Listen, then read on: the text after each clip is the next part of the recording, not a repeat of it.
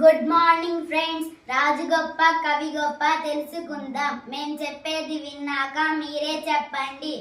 సౌదరాజమందు జన్మించెనొక బిడ్డ, పూరి గుడిసెలోన పుట్టెనొకడు, ప్రబలి రందు నిందు రాజయ్యనొక్కడు, నొకడు రాను రాను సుకవి అయ్యే.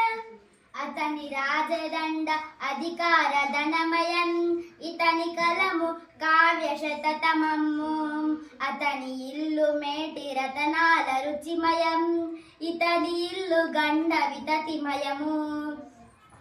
కవి నెరుగు రాజు, రాజుని కవి నెరుగును, కవిని రాజు గనియింపొండ, కవి రాజు గణన చేయడు, కవియును రాజిద్దరాత్మ గౌరవ కాముల్. భయము తోడు రాజు ప్రస్తుతించురు ప్రజల్, భక్తి తోడ కవిని ప్రస్తుతింతురు, జీతమిచ్చి రాజు సేవింపబడుచుండు, జీతమీక సుకవి సేవలందు.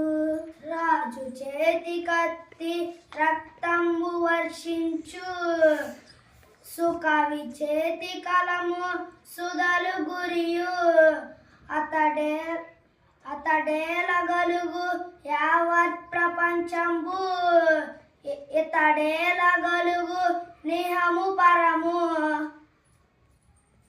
రాజు మరణించే నొక తార రాలిపోయే, కవియు మరణించే నొక తార గగనమెక్కే, రాజు జీవించే రాతి విగ్రహముల యందు, సుకవి జీవించే ప్రజల నాలుకల యందు.